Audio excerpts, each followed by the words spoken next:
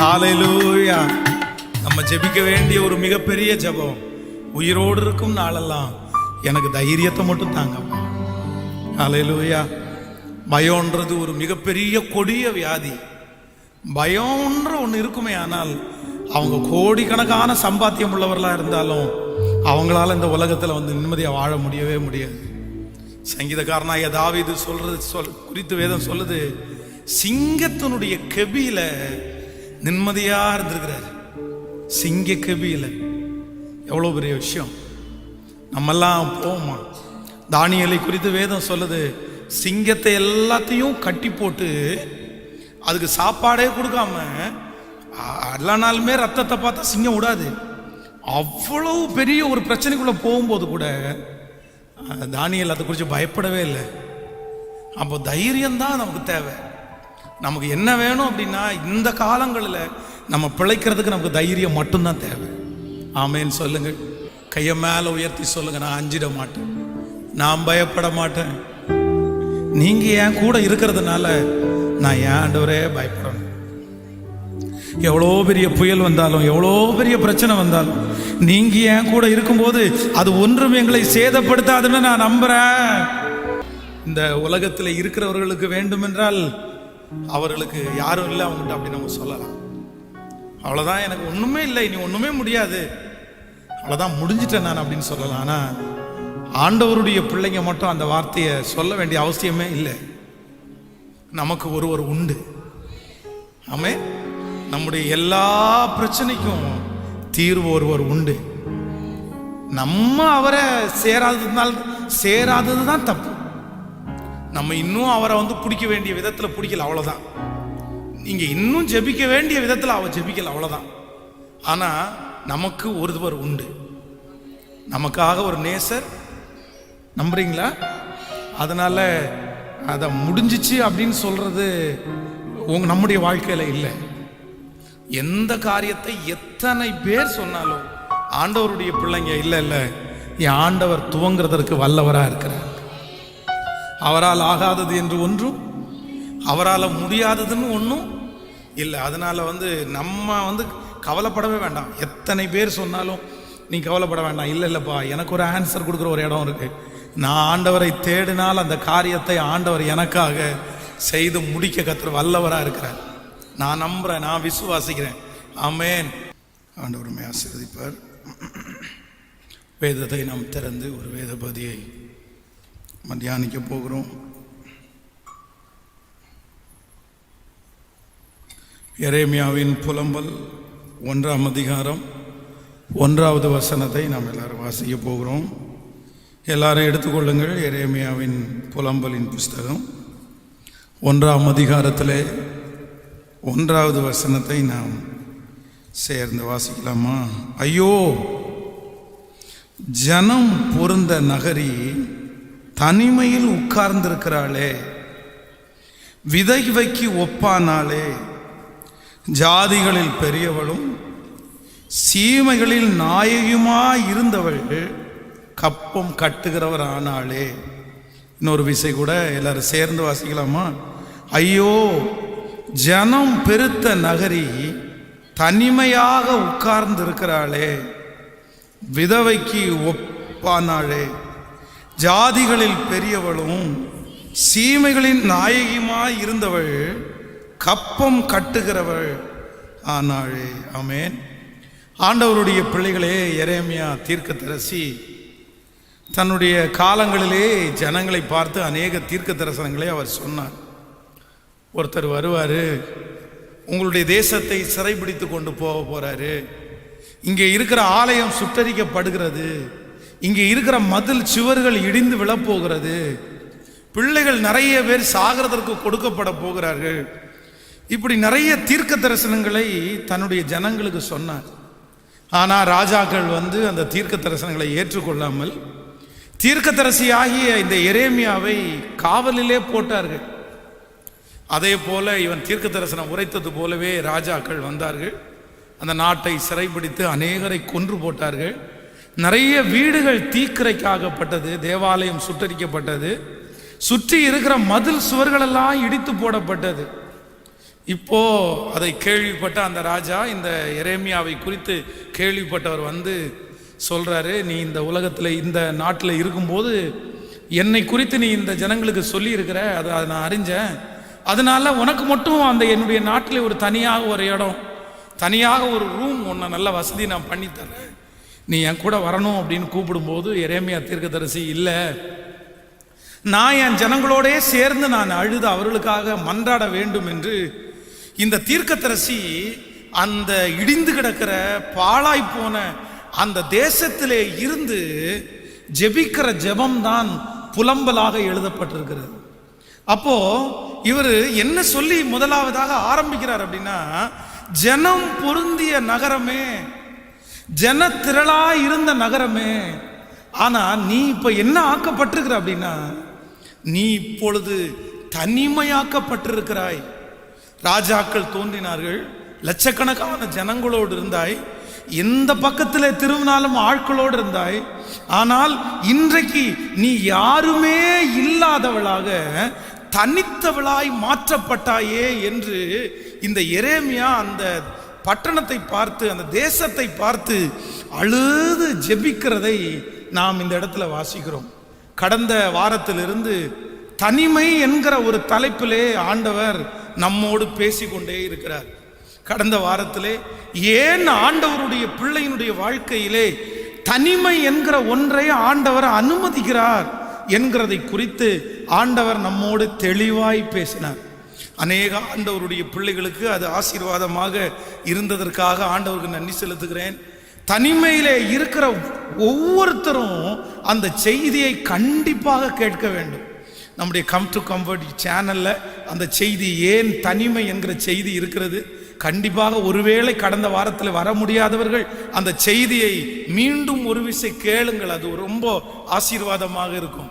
அப்போ கடந்த வாரத்திலே ஒரு தேவனுடைய பிள்ளையை ஆண்டவர் தனிமையாய் கொண்டு போவதற்கு காரணம் உண்டு.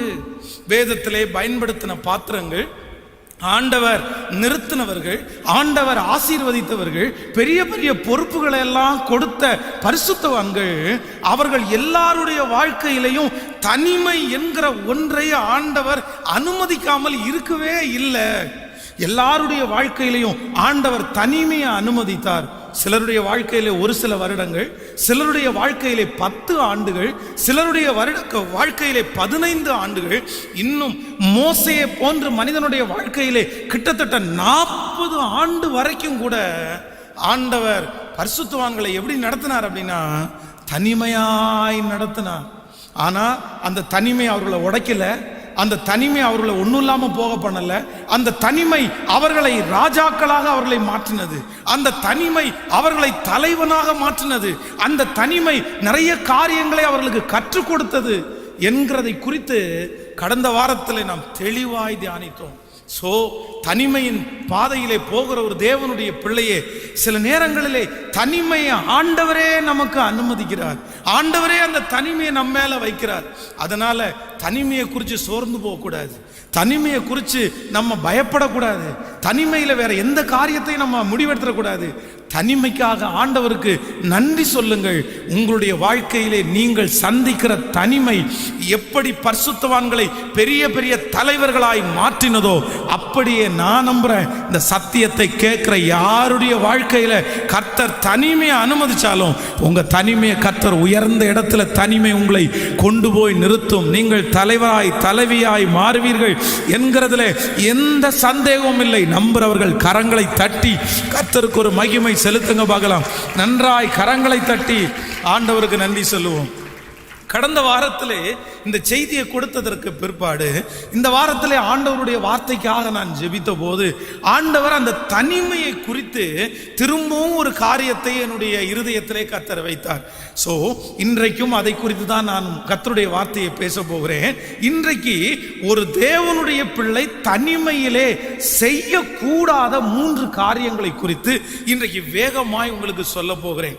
தனிமையிலே நீங்கள் இருக்கும்போது ஆண்டவர் உங்களை தனிமையின் பாதையிலே உங்களை கர்த்தர் நடத்தும் போது, இல்லை என்றால் நீங்கள் தனிமையை தெரிந்து கொள்ளும் போது கண்டிப்பாக நீங்கள் இந்த காரியத்தை செஞ்சிடவே கூடாது. தனிமையிலே, அதான் கடந்த வாரத்தில் கூட நான் சொன்னேன் உங்களுக்கு, ஒரு மனிதன் தன்னுடைய தனிமையிலே எதை செய்கிறானோ அதுதான் அவனுடைய எதிர்காலம்.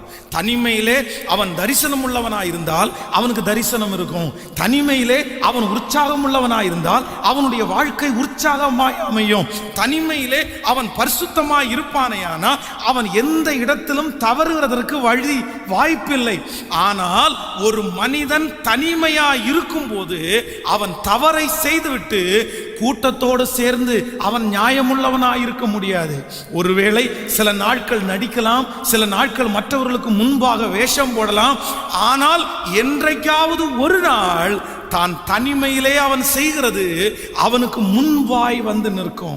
சோ தனிமையிலே இருக்கும்போது ஒரு தேவனுடைய பிள்ளை செய்கிறது ரொம்ப கவனமா இருக்கணும்.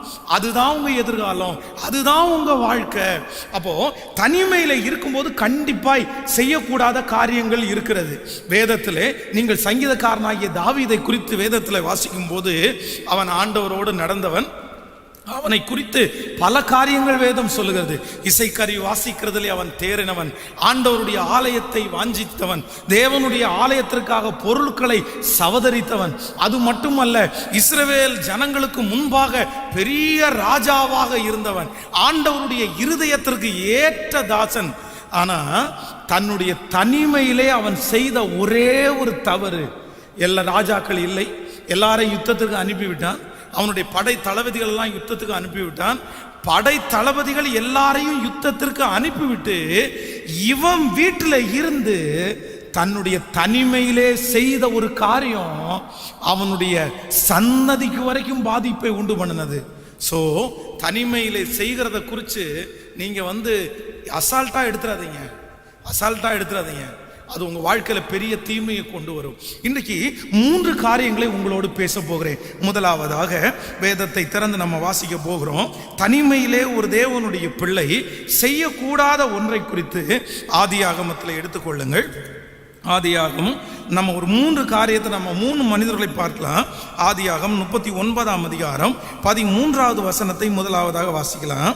ஆதியாகமம் 39ஆம் அதிகாரத்திலே 13வது வசனத்தை வாசிக்கலாமா?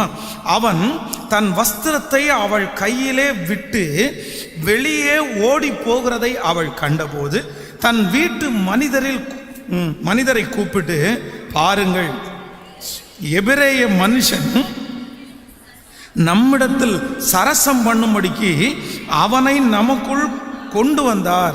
அவன் என்னோடே சயனிக்கும்படிக்கு என்னிடத்தில் வந்தான். நான் மிகுந்த சத்தமிட்டு கூப்பிட்டேன். நான் சத்தமிட்டு கூப்பிடுகிறதை அவன் கேட்டு தன் வஸ்திரத்தை என்னிடத்தில் விட்டுவிட்டு வெளியே ஓடி போனான். நீங்கள் 39ஆம் அதிகாரம் 1வது 2வது வசனத்தை கூட வாசிக்க போகிறோம். சரி, 2வது வசனத்திலிருந்து, கர்த்தர் யோசேப்போடே இருந்தார், அவன் காரிய சித்தி உள்ளவனானான், அவன் எகிப்தியனாகிய தன் எஜமானனுடைய வீட்டிலே இருந்தான். கர்த்தர் அவனோடு இருக்கிறார் என்றும் அவன் செய்கிற யாவையும் கர்த்தர் வாய்க்க பண்ணுகிறார் என்றும் அவன் எஜமானன் கண்டு. ஆமேன் சொல்லுங்கள். கர்த்தருடைய பிள்ளைகளே, இங்கே யோசேப்பு என்கிற ஒரு மனிதனை ஆண்டவர் ஒரு தனிமையான ஒரு சூழ்நிலையிலே கர்த்தரை அனுப்புகிறார். தன்னுடைய தகப்பனை, தன்னுடைய தாயை, தன்னுடைய சொந்தங்களை, தன்னுடைய கூட பிறந்த அண்ணன் தம்பி எல்லாரையும் விட்டு பாஷை தெரியாத, இனம் அறியாத ஒரு தேசத்திற்கு கடத்தப்பட்டு கொண்டு போகிறான். அங்கே அடிமை வேலையை அவனுடைய தலையின் மேல் வைக்கிறார்கள். ஆனா இங்க தனிமையா இருக்கிறான், பேச்சு துணைக்கு ஆள் இல்லை, ஜாலியா சந்தோஷமா இருக்கிறதுக்கு யாருமே இல்லை. இந்த நேரத்தில் தன்னை நேசித்த தகப்பனை இழந்து, ஐயோ என் தகப்பன் எனக்கு வஸ்திரத்தை வாங்கி கொடுத்தாரு, என் தகப்பன் எனக்கு நல்ல ஆகாரத்தை கொடுத்தாரு அப்படின்னு இருக்காம இவன் என்ன பண்ணனா அப்படின்னா, அந்நிய தேசத்திலே வேதம் சொல்லுகிறது, அவன் கையிட்டு செய்யும் எல்லா வேலையிலையும் கர்த்தர் அவனோடு இருந்தார். இதற்கு என்ன அர்த்தம்னா, தனிமையிலே அவன் சும்மா இருக்கல, அவன் கையிலே கொடுக்கப்பட்டிருக்கிற பொறுப்பு மட்டுமல்ல, அதை விட அதிகமாய் தன்னுடைய எஜமானன் தன்னை மெச்சிக் கொள்ளுகிற அளவிற்கு அங்கே அவன் வேலை செய்தான். நம்பர் 1, முதலாவதாக ஒரு தேவனுடைய பிள்ளை தனிமையா இருக்கும்போது நீங்க செய்யக்கூடாத ஒண்ணு என்ன அப்படின்னா, நீங்க சும்மா மட்டும் இருந்துடக்கூடாது. சும்மா மட்டும் இருந்துடக்கூடாது. நன்றாய் கவனிங்கள். யார் ஒரு மனிதன் தனிமையின் பாதையிலே ஆண்டவர் அனுமதிக்கும் போது சும்மா இருக்கிறானோ, சும்மா இருக்கிற மனிதன் பெரிய லட்சியத்தை அடைய முடியவே முடியாது. நீங்கள் வேதத்திலே லோத்தி என்கிற மனிதனை குறித்து வாசிக்க முடியும். ஆண்டவர் அவனுடைய சகோதரரை விட்டு பிரித்து கர்த்தர் அவனை தனியாய் கொண்டு போகிறார். தனியாய் ஆண்டவர் ஒரு பட்டணத்தில் கொண்டு போய் வைத்தார். அந்த பட்டணத்தில் போய் இந்த லோத்து தன்னுடைய இளைய தகப்பனாரிடத்தில் இருக்கும்போது உற்சாகமாய் உழைத்தான், வேகமா வேலை செஞ்சான், ஒரு நிமிஷம் கூட ஃப்ரீயா இல்லை. காரணம் என்னன்னா, தனக்கு முன்னாடி இருக்கிற ஆபிரகாம் நல்ல வேலை செய்கிறவர், அவர் ராத்திரியும் பகலும் பாடுபடுகிற ஒரு மனுஷன். அவரை பார்த்து பார்த்து இவனுக்கு ஒரு பெரிய போட்டி வந்து, நம்மளும் செய்யணும். அவருக்கும் ஆட்டு மந்தைகள் பெருகின, இவனுக்கும் ஆட்டு மந்தைகள் பெருகின. ஆனா என்றைக்கு ஒரு சரியான முன் உதாரணத்தை விட்டுட்டு இவன் அந்நிய தேசத்திற்கு போனானோ, வேதம் சொல்லுது தூதர்கள் சாயங்காலத்திலே வரும்போது அவனை வாசல்ல பார்த்தாங்க, சும்மா இருக்க ஆரம்பிச்சான். சும்மா இருக்கிறதனுடைய விளைவு வேதம் சொல்லுகிறது, அந்த தேசமே அக்கினிக்கு இரையாக்கப்பட்டது. இந்த சத்தத்தை கேட்கிற அன்பு தேவனுடைய பிள்ளையே, ஒன்று நினைத்துக் கொள்ளுங்கள். வேதம் சொல்லுது, சோம்பேறியே நீ எறும்பினிடத்திற்கு போய் கற்றுக்கொள். அதற்கு ராஜாவும் பிரபுவும் இல்லை. ஆனா அது சும்மா இருக்கிறது இல்லை. தன்னுடைய நாட்களிலே ஒரு கஷ்டமான காலம் வரும், அதற்கு நம்ம தப்பு வைக்கணும்னு அது சம்பாரிச்சு வைக்குது, சேர்த்து வைக்குது. ஆனா இன்றைக்கு ஆண்டவருடைய பிள்ளைகள் நிறைய பேர் சும்மாவே கழிச்சிட்டாங்க. அதான் எனக்கு ஒரு மிகப்பெரிய ஆதங்கம் என்ன அப்படின்னா, கடந்த லாக்டவுன்ல கிட்டத்தட்ட ஒரு 8-7 மாதங்கள் நிறைய ஆண்டவருடைய பிள்ளைங்க அதை சும்மாவே கழிச்சிட்டாங்க. அதுல எதையுமே செய்யல, அதுல தூங்க மட்டும்தான் செஞ்சாங்க, அதுல நிறைய மொபைல் பார்த்தாங்க, அதுல நிறைய சேட்டிங் மட்டும்தான் பண்ணாங்க. ஆனா பயனுள்ளது எதுவுமே செய்யல. சும்மா இருக்கிறது உங்களுக்கு மிகப்பெரிய ஆபத்து. இந்த ஜெபத்தில் இருக்கிறவர்கள் வயதானவர்களாக இருந்தாலும் சரி, நீங்கள் மரணம் அடைகிறதற்குள்ள, நீங்கள் சாகும் போது நான் சொல்றேன், கர்த்தருடைய வருகை தாமதிக்குமானால் உங்களுடைய கல்லறையிலே இவர்கள் சாதித்தவர்கள் என்று எழுதப்படணுன்ற ஒரு நோக்கம் வேணும், அந்த ஒரு விருப்பம் வேணும். ஆண்டவருடைய பிள்ளைகள் இன்னைக்கெல்லாம் திருச்சபையில இருக்கிற சிலர் மரித்து போகும்போது அவர்களுடைய அடக்க ஆராதனைக்கு மனிதர்கள் கூட இல்லை, சாட்சி சொல்றது கூட மனுஷங்க இல்லை. சில இடத்துல சொல்லுவேன், இந்த நம்ம இடத்துல இறந்து போயிருக்கிறார், அவரை குறித்து யாராவது ஒருத்தர் சாட்சி சொல்லுங்க, அவர் செஞ்ச நல்ல காரியத்தை சொல்லுங்க. எல்லாரும் கை கட்டி நிற்பாங்க, யாருமே சாட்சி சொல்ல மாட்டாங்க. சோ சாட்சி சொல்றதற்கு கூட அந்த அடக்க ஆராதனை ஒருத்தர் இல்லை. நான் சொல்றேன், உங்களுடைய அடக்க ஆராதனையில சாட்சி சொல்ற ஒருத்தரையாவது நீங்க சம்பாரிச்சீங்களா? நீங்க என்ன சாதிச்சிருக்கிறீங்க? கேட்டா படிப்பில்லை, பணம் இல்லை, வசதி இல்லை. நான் சொல்றேன், வெளிநாட்டிலே ஒரு படிப்பறிவில்லாத 2 கால்களும் ஊனமான ஒரு தாயார், அந்த தாயாருடைய சடலத்தை எடுத்துக்கொண்டு அந்த ஊர்ல இருக்கிற மக்கள் கிட்டத்தட்ட 11 கிலோமீட்டர் ஊர்வலம் போனாங்களாம். 11 கிலோமீட்டர். படிப்பறிவில்லாத 2 காலும் கையும் இல்லாத அந்த அம்மாவுடைய வேலை, தன்னுடைய வீட்டிலே இருந்து இந்த பிரசவத்திற்கு கஷ்டப்படுகிற ஸ்திரீகள், குழந்தை சாக போகுது, குழந்தையினுடைய வயிற்றுல வந்து தலையில வந்து கொடி சுத்திருச்சு, இப்படிப்பட்ட நபர்களை அவங்க வீட்டுக்கு வர சொல்லி அவர்களுக்கு ஜெபம் பண்ணி ட்ரீட்மெண்ட் பார்த்து பலாயிரக்கணக்கான குழந்தைகளுடைய உயிரை காப்பாத்தி இருக்கிறாங்க. அவங்கள 11 கிலோமீட்டர் ஊர்வலமா கொண்டு போனாங்களாமா. அப்போ இன்றைக்கு நீங்கள் மரித்து போனால் உங்களுடைய கல்லறையிலே சாதித்தவன் என்று எழுதுவார்களா? சாதித்தவன் என்று, சாதித்தவள் என்று எழுதுவார்களா? எதையாவது செஞ்சிருக்கிறீங்களா? யாரையாவது ஆதாயப்படுத்தி இருக்கிறீங்களா? ஆனா நிறைய பேருடைய வாழ்க்கை கதையை போல போகுது, யாருக்குமே பிரயோஜனம் இல்லை. சமுதாயத்தில் ஒரு வெற்றியா வாழல, பேர் சொன்னா அவங்கள தெரியாதவங்க தான் இருக்கிறாங்க. நான் சொல்றேன், ஆண்டவருடைய பிள்ளைகளுடைய பேரை சொன்னால் நிறைய பேருக்கு தெரியணும். நீங்க ஆண்டவரை ஆராதிக்கிறதுக்கு முன்னாடி எப்படி இருந்தாலும் பரவாயில்ல, ஆண்டவருடைய கையை பிடிச்சதுக்கு அப்புறம் நீங்க வாழணும், நீங்க நிக்கணும், நீங்க சாதிக்கணும், நீங்க சம்பாதிக்கணும். நீங்க உலகத்தில் இருக்கிற மனிதர்களை விட வித்தியாசமானவர்களா இருக்கணும். அவர்கள் உங்களை பார்த்து ஆண்டவரை ஏற்றுக்கொள்ளணும். கர்த்தர் உங்களை சாட்சிகளாய் நிறுத்தணும். சாட்சிகளா நிறுத்தணும். ஏன் அப்படி சாட்சியா வாழல அப்படின்னா, சிலருக்கு ரொம்ப சோம்பேறித்தனம், ரொம்ப சோம்பேறி ஆயிட்டாங்க. அவங்க சுறுசுறுப்பே இல்லை. அவங்கள்ட்ட சுறுசுறுப்பை எதிர்பார்க்க முடியாது. அப்படியே சும்மாவே இருந்து காரணம் இல்லாமலே இருக்கிற நிறைய பேர் இருக்கிறாங்க. ஆண்டவருடைய பிள்ளைகள், தயவு செய்து அப்படி இருக்காதீங்க. வாலிப தம்பிக்கும் தங்கச்சிக்கும் சொல்றேன், உன்னுடைய 21 வயசு ஆகிறதுக்குள்ள நீ ஒரு நல்ல இடத்தை பிடிச்சுக்கோ, நல்ல ஒரு லக்க அடைஞ்சுக்கோ. நீ 21 வயசு வரைக்கும் சும்மா இருந்துட்ட அப்படின்னா அப்புறம் உன் காலம் முழுவதும் நீ சும்மா தான் இருக்க போற. ஏன்னா அது உன்னுடைய வாழ்க்கையில தொடர்ந்துடும். 21 வயசுக்குள்ள நீ ஓடணும், அப்படியே ஏதாவது ஒன்று செய்யணும் கர்த்தருக்காக. உனக்கு ஆண்டவர் எப்பவும், நான் சொல்றேன், எபிலிட்டி, உங்களுடைய தகுதியை கர்த்தர் எதிர்பார்க்கிறதே இல்லை. ஆனா உங்களுடைய அவைலபிலிட்டியை கர்த்தர் எதிர்பார்க்கிறார். உங்களுடைய ஈடுபாட்டை கர்த்தர் எதிர்பார்க்கிறார். நீங்க மட்டும் இருதயத்துக்குள்ள ஒரு தரிசனத்தை வச்சு அந்த தரிசனத்திற்காக ஓடுவீர்களே, ஆனால் கர்த்தர் உங்களுக்கு தகுதியே இல்லைன்னா கூட உங்களை தகுதிப்படுத்தி அந்த தரிசனத்தை நிறைவேற்றி உங்கள் கண்கள் அதை காணத்தக்க அளவுக்கு உங்களை பிளஸ் பண்றவர் தான் நம்முடைய ஆண்டவர். இன்னைக்கு ஒரு தீர்மானம் எடுங்க. ஆண்டவரே, நான் தனியா இருக்கும்போது என்ன பண்ண மாட்டேன்னா, சும்மா இருக்க மாட்டேன் ஆண்டவரே, சும்மா இருக்க மாட்டேன். உங்களுக்கு என்னுடைய சாட்சியை ஒன்றை நான் சொல்லுகிறேன். நான் இந்த ஊழியம் செய்யறதுக்காக இங்கே ரத்தினபுரியில் ஆரம்பிக்கும் போது 2 குடும்பம் தான் ஃபர்ஸ்ட் சர்ச்சுக்கு வந்தாங்க. ஒன்று வெஸ்லியாவுடைய குடும்பம், இன்னொன்று இந்த ஜோம் அம்மாவுடைய குடும்பம். இந்த 2 வீட்டுக்கு மட்டும்தான் நான் விசிட்டிங் போக முடியும். இந்த 2 பேர் தான் நான் ஊழியம் செய்கிறவர்கள். ஆனால் எனக்கு நிறைய நேரம் இருக்கும். அப்பொழுது ஊழியம் ரொம்ப குறைவு, ஆத்துமாக்கள் இல்லை. அப்போ கொஞ்ச நேரம் பைபிள் வாசிப்போம், கொஞ்சம் நேரம் ஜோம் பண்ணுவோம், கொஞ்ச நேரம் புக்ஸ் படிப்பேன், கொஞ்ச நேரம் இந்த தெருவில் எல்லாம் போய் ஜோம் பண்ணுவேன். இந்த மாதிரி என்னை ரொம்ப என்கேஜாக நான் வச்சுக்கிட்டேன். நான் இந்த ரத்னபுரியில் பார்த்தீங்கன்னா ஒரு தென்னந்தோப்பு ஒன்று இருக்குது. இந்த சைடு நீங்கள் பார்த்து ரயில்வே கேட்டு பக்கத்தில் போனீங்கன்னா அந்த தென்னந்தோப்பில் இருக்கிற பல தென்னை மரங்களுடைய அடியில் என்னுடைய முட்டி இருக்கும். நான் அன்னைக்கெல்லாம் இந்த இடத்துல நடமாட்டம் ரொம்ப குறைவாக இருந்துச்சு. அதனால ஆட்கள் எல்லாம் நடமாட்ட மாட்டாங்க. அதனால ரொம்ப வசதியாக இருக்கும். அந்த தென்னந்தோப்புக்குள்ளே போய் உட்காந்து ஜாம் பண்ணுவேன். வண்டியை எடுத்துகிட்டு பல இடங்களில் நடந்தேன். ஆனால் இன்னும் நிறைய ஃப்ரீ டைம் கிடைக்கும். சரி, இந்த டைமில் ஃப்ரீயாக இருக்கக்கூடாதுன்னு ஒவ்வொரு வீட்டில் போய் அந்த கேலண்டர், கிறிஸ்தவ கேலண்டரை வாங்கி அந்த கேலண்டரில் வசனம் இருக்கும் பாருங்களேன், அந்த வசனத்தை கத்திரிக்கோல் வச்சு ரொம்ப அழகாக கட் பண்ணி அதை ஒரு தர்மக்கோலில் ஒட்டி அந்த தர்மக்கோலை கட் பண்ணி சர்ச்சில் பாட்டு போட்டி, வசன போட்டி அப்படின்னு வச்சு அதை என் கைப்பட செஞ்சதுன்னு கிஃப்டாக கொடுத்துருக்குறேன்.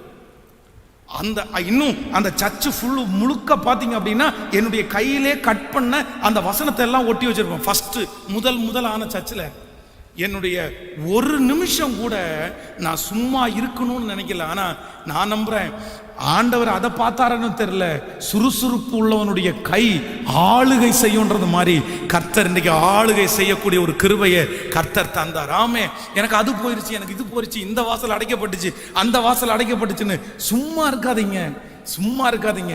நீங்க செய்யணும்னு ஆசைப்படுங்க. உங்களுக்காய் கர்த்தர் வாசல்களை திறக்கிறதற்கு வல்லவராய் இருக்கிறார். நம்புறவர்கள் கைகளை உயர்த்தி ஒரு ஹல்லேலூயா சொல்லுங்கள்.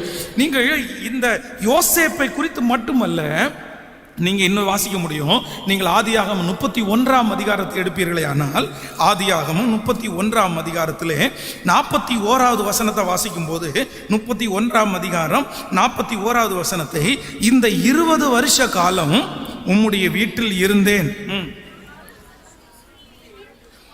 14 வருஷம் உம்முடைய 2 குமாரத்திகளுக்காகவும் 6 வருஷம் உம்முடைய மந்தைக்காகவும் உம்மிடத்தில் சேவித்தேன். 10 முறை என் சம்பளத்தை மாற்றினீர். என் பிதாவின் தேவனாகிய ஆபிரகாமின் தேவனும் ஈசாக்கின் பயபக்திக்குரியவருமாய் வரும் என்னோடு இராமற் போனால் நீர் இப்பொழுது என்னை வெறுமையாய் அனுப்பிவிட்டிருப்பீர். தேவன் என் சிறுமையும் என் கையின் பிரயாசத்தையும் பார்த்து நேற்று ராத்திரி உம்மை கடிந்து கொண்டார் என்று சொன்னான். இந்த 20 வருஷ காலம் உம்முடைய வீட்டில் இருந்தேன். 14 வருஷம் உம்முடைய 2 குமாரத்திகளுக்காகவும். நன்றாய் கவனிங்கள் ஆண்டவருடைய பிள்ளைகளே, இங்கே யாக்கோபை குறித்து வேதம் சொல்லுகிறது. யாக்கோபு தன்னுடைய மாமனாருடைய வீட்டில் முதல்ல வரும்போது தன்னுடைய மாமனார் தூரத்துல பார்த்துட்டு தன் சகோதரனுடைய பிள்ளைன்னு நினைச்சு அவனை கட்டி பிடிச்சு அழுறாரு. மாமா வீட்டுக்கு போறாரு. எத்தனை நாள் அங்க இருக்க போறாருன்னு தெரியல, சொந்தக்கார வீட்டுக்கு போறாரு.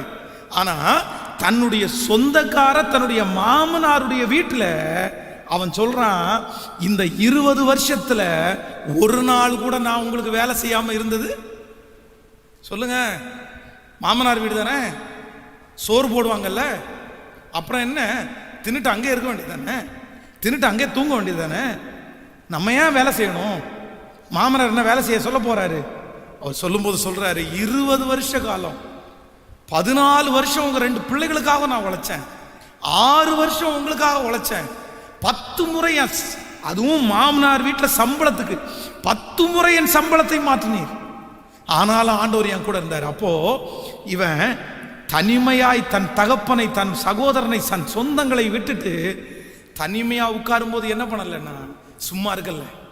40 ஆண்டுகள் மோசையை கர்த்தர் மீதியானிலே கர்த்தர் எத்ரோவனுடைய வீட்டிற்கு கர்த்தர் கொண்டு போறாரு.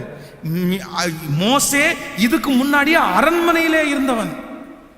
எத்ரோவனுடைய வேலை ஆடு மேய்க்கிற வேலை. இவனுடைய ராஜ அரண்மனைக்கும் ஆடு வேலைக்கும் ஒரு சம்பந்தம் இல்லை. ஆனா வேதம் சொல்லுகிறது, ஆண்டவர் மோசே எங்க சந்திச்சாருன்னா எத்ரோவனுடைய வீட்டுல அல்ல. எத்ரோவனுடைய வீட்டுல அல்ல, கர்த்தர் எங்க சந்திச்சாரு? வனாந்திரத்துல கர்த்தர் சந்திச்சாரு. ஆடுகளை மேய்த்து கொண்டிருக்கும் போது கர்த்தர் சந்தித்தார். தாவீதை தன்னுடைய தகப்பனார் வெறுத்தார்கள். தன்னுடைய வீட்டிலே இளையகுமாரன், கடைசி பிள்ளை, கடைக்குட்டி, அவன் வேலை செய்யலன்னா கூட யாரும் கேட்க போறதில்லை. ஆனா தன்னுடைய அப்பா கொடுத்த அந்த கொஞ்ச ஆடுகளை மேய்த்து வனாந்திரத்துல இருந்தான். கர்த்தர் அவனை அங்கதான் அபிஷேகம் பண்ணாரு. அதனால சும்மா இருக்கிறவங்களுடைய பட்சத்துல ஆண்டவர் இருக்கவே மாட்டாரு, இருக்கவே மாட்டார். நீ தொடங்கு, நீ ஆசைப்படு, நீ முயற்சி எடி, நீ தரிசனத்தை வளர்த்திக்கொள், நீ ஓடு, நீ அமைதியாயிராதே, நீ சும்மா இராதே, உன்னுடைய எல்லையை விரிவாக்கு, உன்னுடைய முளைகள் விரிவாகட்டும். ஆண்டவர் கொடுக்கிற வாக்கு தத்துவம் கூட அப்படிதான் கொடுக்கிறாரு. நீ வலதுபுறத்திலும் இடதுபுறத்திலும் இடம் கொண்டு பெருகுவாய். ஸோ இன்றையிலிருந்து இந்த சத்தத்தை கேட்கிற ஒவ்வொரு ஜனங்களும், இனி ஒருவேளை அப்படிப்பட்ட லாக்டவுன் அப்படி சூழ்நிலை வந்துச்சுன்னா தயவு செய்து உங்களை கெஞ்சி கேட்குறேன், சும்மா மட்டும் அதை கழிச்சிடாதீங்க, சும்மா மட்டும் கழிச்சிடாதீங்க. ஒரு மிகப்பெரிய தொழில் அதிபர், இந்த இந்தியாவில் மட்டும் இல்லை பல நாடுகளில் அவங்க பிரான்ச்சை வச்சுருக்காங்க. அந்த பிரான்ச்சில் இருக்கிற ஒரு மேனேஜர் நம்முடைய திருச்சபையினுடைய பிலிவர். அவரிடத்துல கேட்டேன், என்ன பிரதர் எப்படி போயிட்டு இருக்கு ஒர்க்கு? லாக்டவுன் உங்களுக்கு ரொம்ப கஷ்டமாக இருந்திருக்குமே, உங்களுடைய இண்டஸ்ட்ரி, அவர் ஹோட்டல் இண்டஸ்ட்ரி, அந்த இண்டஸ்ட்ரியில் வேலையே இருந்திருக்காதுல்ல, எல்லாம் க்ளோஸ் பண்ணியிருப்பாங்க அப்படின்னு. உடனே அவர் என்ன பார்த்து சொன்னார், பாஸ்டர் லாக்டவுனு நமக்கு தான் பாஸ்டர் லாக்டவுனு. இந்த லாக்டவுன்ல 8 மாசத்துல மட்டும் அவங்க கிட்டத்தட்ட 10 ஆப் பக்கத்தில் உருவாக்கி அவங்க ஏற்கனவே கிட்டத்தட்ட 100 கோடி ரூபாவுக்கு அதை ஒருத்தரிடத்துல இருந்து பர்ச்சேஸ் பண்ணாங்க.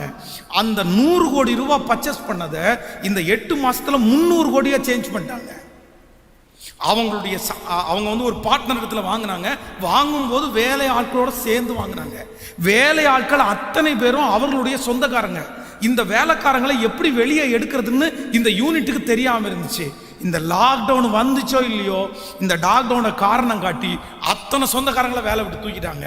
இப்போ அவங்க ஃப்ரீ ஆயிட்டாங்க. 100 கோடிக்கு அவங்க வாங்கினது இப்போ 300 கோடிக்கு பேரம் பேசுறாங்க அப்படின்னு அவர் சொன்னாரு. எனக்கு ஆச்சரியமா இருந்துச்சு. உலகத்தான் சம்பாதிக்கிறான், ஆண்டவரை அறியாதவர்கள் ஞானமா இருக்கிறார்கள். அவங்க காலத்தை தவற விடுறதில்லை, அவங்க நேரத்தை தவற விடுறதில்லை. ஒரு மனுஷனுடைய வாழ்க்கையில எதை இழந்தாலும் திரும்ப கிடைக்கும். ஆனா நேரத்தையும் காலத்தையும் இழக்கிற ஒரு மனுஷன் திரும்ப அதை வாழ்க்கையில பெற்றுக்கொள்ளவே முடியாது. அந்த அறிவு நம்முடைய இருதயத்துல வேணும். அதனால இன்னைக்கு ஒரு தீர்மானத்தோட போங்க, நீர் என்னை தனியா அனுப்பும் போது நான் சும்மா இருக்க மாட்டேன் ஆண்டவரே, ஹல்லேலூயா, நான் கிரியை செய்வேன். ஆமென். இது உங்களுக்கு காலம், ஆண்டவருடைய பிள்ளையே, எத்தனை காலம் ஆண்டவர் உங்களுக்கு தர்றதுன்னு தெரியாது. ஆனா ஒரு 7 உங்களுக்கு கிருபையின் ஆண்டு அப்படிதான் இருக்கும். ஒரு ஆசீர்வாதம் உங்களுக்கு சில வருடங்கள் நீங்க நினைக்காம வந்துட்டே இருக்கும். ஆனா திடீர்னு நிறுத்தப்படும். நீங்க பயன்படுத்திங்க. அதான் ஆண்டவர் யோசேப்புக்கு தரிசனத்தை கொடுக்கும்போது சொல்றாரு, 7 வருஷம் என்ன காலம்? 7 வருஷம் அறுவடையின் காலம். 7 வருஷம் விவசாயத்துல வந்துட்டே இருக்கும்பா. 7 வருஷம் சேர்த்துக்கோ. சேர்க்கிற வருஷம் 7 வருஷம். அடுத்த 7 வருஷம் என்ன வருஷம்னா நீ உட்கார்ந்து சாப்பிட்ற வருஷம். ஆனா சம்பாதிக்கக்கூடிய 7 வருஷத்தை விட்டுட்டு உட்கார்ந்து சாப்பிடக்கூடிய 7 வருஷத்துல கவலைப்படுற மாதிரி நம்மள மாதிரி ஆட்கள் வேற யாரும் இல்லை. கிரியை செய்ய வேண்டிய 7 வருஷத்தை விட்டு கஷ்டப்பட வேண்டிய, சும்மா உட்காந்து சாப்பிட்ற நேரத்தில் கஷ்டப்படுறது தான் இன்னைக்கு மனுஷங்க தெரிந்தெடுக்கிறாங்க. நீ இருக்கிற வாலிப தம்பிங்களுக்கு தங்கச்சிகளுக்கு நான் ரொம்ப இதுவா சொல்றேன், நீ கிரியை செய்ய வேண்டிய காலத்துல கிரியை செய்ப்பா. சும்மா இருக்காத, சும்மா இருக்காத. இந்த பிளெஸிங் அப்ப கிடைக்காது, இந்த ஃப்ரீனஸ் அப்போ உங்களுக்கு கிடைக்காது. நான் இன்னைக்கு ஆண்டுடைய சமூகத்தில் ரொம்ப சந்தோஷப்படுறேன்.